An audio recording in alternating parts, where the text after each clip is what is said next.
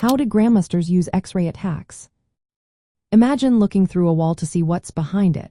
That's essentially what Grandmasters do with X-ray attacks on the chessboard. They use this tactic to control squares and pieces indirectly.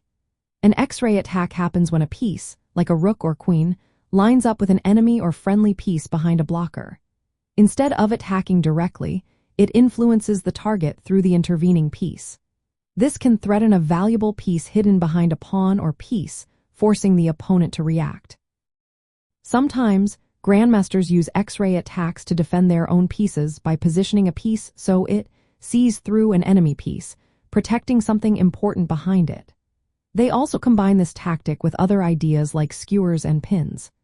For example, an X-ray can set up a skewer by attacking a high-value piece through a lower-value one.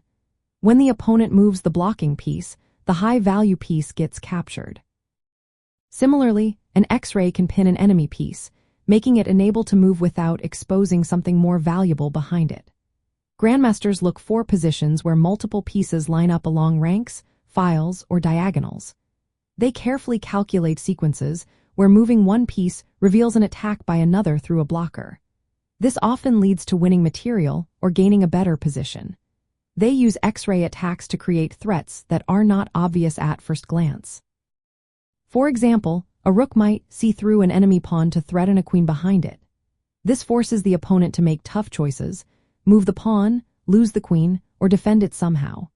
Grandmasters also use X-ray attacks to set traps, making the opponent think twice before moving a piece. They often combine this with other tactics like forks or discovered attacks to create complex threats. In advanced play, spotting these X-ray opportunities requires a sharp and precise calculation. They look for lines where moving one piece can suddenly turn a hidden threat into a winning attack. By mastering X-ray attacks, Grandmasters can control more of the board and surprise their opponents with subtle, powerful tactics.